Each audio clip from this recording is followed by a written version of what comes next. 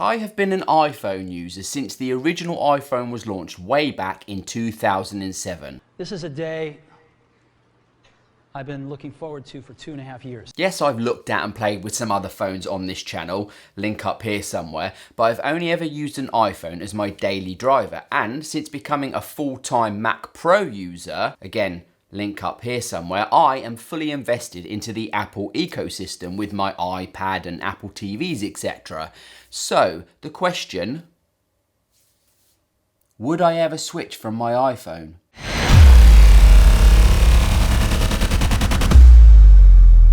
So, story time. Let me take you back, way back, to 2005. That's right, 16 years ago, back when I was young, when I was handsome, and when I had a full head of hair. And back then, this was my daily driver, the Motorola Razr V3. And believe me when I say I loved this phone. I mean, like, I actually loved it. And why wouldn't you? Look at it. It's a work of art. It's sleek, sexy, looks good, it feels great in the hand, and just listen to that snap. And if this was in the slightest bit smart, I would probably still be using this very phone today because it works. That's right, after 16 years, it still turns on and it works. But fast forward to the future. So, what's this? I'll tell you what this is. This is the latest incarnation of the Razr, still made by Motorola. This is their modern take on this, the original, but now it's smart, has a foldable screen, and is one sexy mother. Words cannot describe how excited I am to be able to open and play with this. Could this be the phone to tempt me away from my beloved iPhone? Okay, I'm gushing now. I can't wait anymore. Let's get into the box. But before we do, can we just take a moment to appreciate the sexiness of this box, which apparently also doubles up as a dock for the phone because it amplifies the sound. Moment of truth. Oh my word. Oh my word. That is, oh my gosh.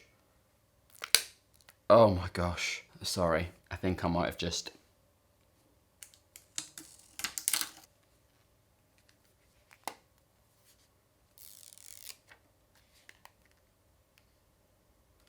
That is a thing of beauty. What else do we get in the box? Nice fabric.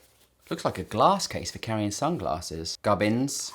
A nice braided pair of headphones. Braided USB-C to USB charging cable. And the charging brick. Oh, that's handy as well. And they've also provided a USB-C to 3.5mm for all those old-fashioned wired headsets or headphones that people still have. We also have in the box, hidden down the bottom, 2 sets of spare earbuds for the headphones should they not fit in your ear. It's annoying that there's not a little socket in there so you could use it as a charger, really. There it is. A few inches later. So the boring part, the specs, or not, if you're into that kind of thing. It weighs just 205 grams, runs a Snapdragon 710 processor, has 6 gig of RAM, and a 6.2-inch OLED screen.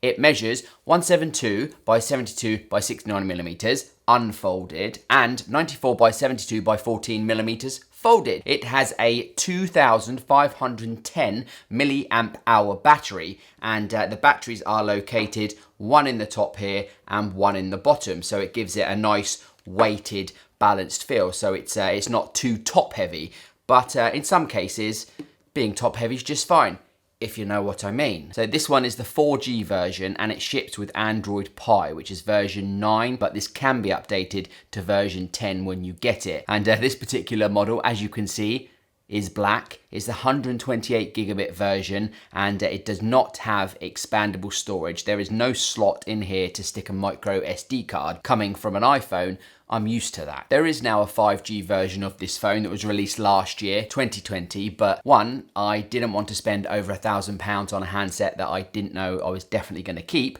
and two, I have no 5G coverage anywhere close to me anyway, so that wasn't any kind of deciding factor. Now, I have played with one other foldable smartphone, and that was the Samsung Z Flip. Why on earth didn't I make a video about it? Don't ask. This was way back in lockdown V1, and although it was a very nice flip phone, the hinge annoyed me. It just looked big and bulky, and there was lots of space for potential dust and grit to get behind the screen. And also, when it was closed, there was this large, ugly gap between the two halves.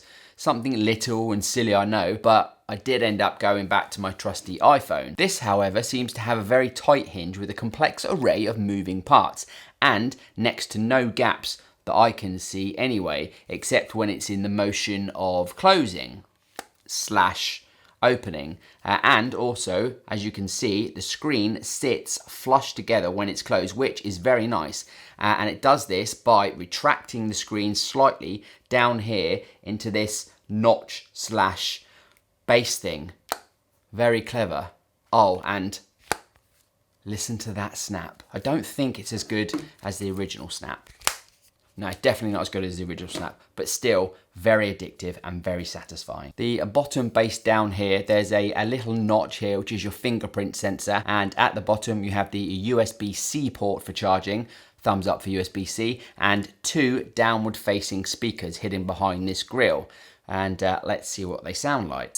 Even if I did originally ignore the email you sent thinking it was spam. They sound okay, to be fair. Nothing to write home about, but for me, again, this isn't an issue, as I never listen to music directly on my phone unless I'm using headphones or I'm outputting to external speakers. And by the way, it is worth mentioning, this is not a flagship phone.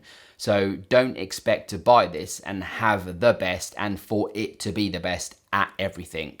This is not that. This is what I'd call kind of like a mid-range phone. This is a design first phone, a lifestyle phone. So bear that in mind before you splash out and purchase it. For my usage, it's smart enough to run my social media apps, my home automation, messages, phone, etc. So that suits me just fine. Just fine and dandy. But I'm not sure how I'm going to get on with the lack of iMessage and the FaceTime, and also not to mention the whole photo integration within the iCloud, which obviously you don't have because it's not Apple. One other slight annoyance to talk about is that this is an eSIM only phone. There's no physical SIM card slot. So for me, being with the provider O2 here in the UK, I'm gonna need to do a SIM swap from my physical SIM in my iPhone to an eSIM in order to use this. But then if I don't like it and I want to go back to my iPhone, I then have to do another SIM swap. Sounds complicated, but I'm told it's very quick and easy. Looking at the camera here, it has a 16 megapixel f1.7 camera, which when folded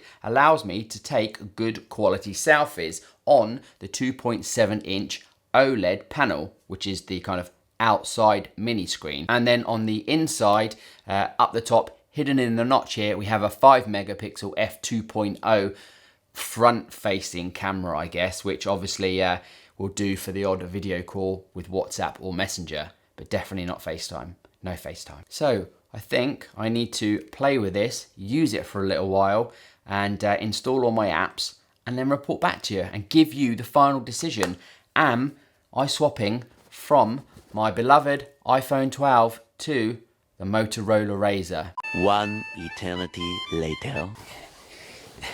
Okay, the verdict. It's been a week and I love the style, I love the design, I love the flippiness. I was able to get used to the Android operating system.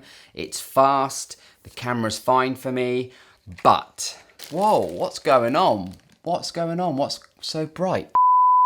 That was a bit random. That everything fogged. I had to open the door and let some fresh air in. The studio flooded a few days ago and it's clearly condensation getting on my teleprompter and lens. How random was that? Anyway, as I was saying before I was rudely interrupted, I am sadly going to be sending this back because I'm just too buried inside the Apple ecosystem.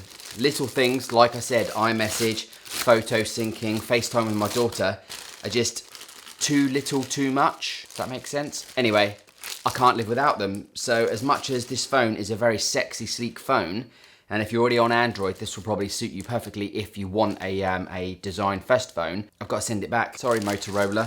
So if you've got this far, thank you very much for watching. Let me know in the comments box below if there's anything you'd like me to take a look at, along with letting me know any comments, questions or feedback down below. Don't forget, like the video, subscribe if you aren't already, and hit the bell to get notified when I upload new videos.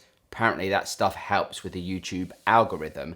And until the next video, which is coming soon. It's coming soon. I'll see you then. Goodbye, internet. Throw this shade on me, like they all hate on me. Don't bring that rage on me. Why they throwing shade on me, like they ashamed on me? I thought what it